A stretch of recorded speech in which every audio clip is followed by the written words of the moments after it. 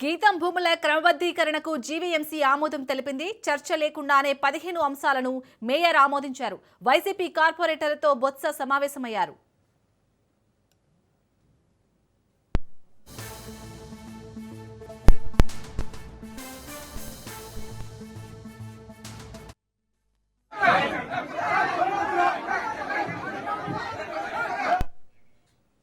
అంతకుముందు GVMC council సమావేశం రసాభాసగా మారింది.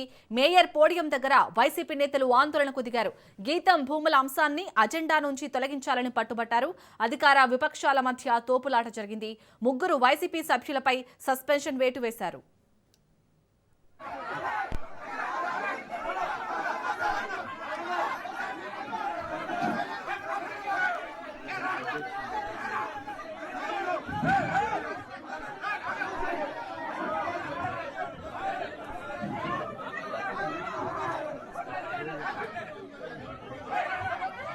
సరే అందరూ బయటికి రావాల్సి కోరుతున్నామండి. అందరూ బయటికి రావాలి సార్. దగ్గర నుంచి బయటికి రావాలి సార్. జీవీఎంసీ గాంధీ విగ్రహం దగ్గర వైసీపీ నేతలు నిరసనకు దిగారు.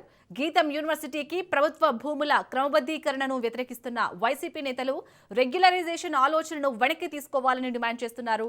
వైసీపీ దీక్షలో ఎమ్మెల్సీ బొత్స, మాజీ మంత్రులు కన్నబాబు, అమర్నాథ్, వైసీపీ నేతలు పాల్గొన్నారు.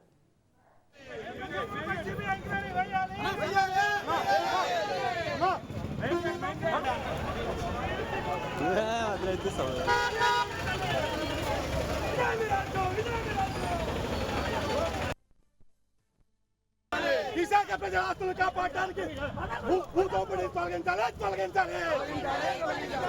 భూదోపిడీ అంశాలు తొలగించాలి, తొలగించాలి.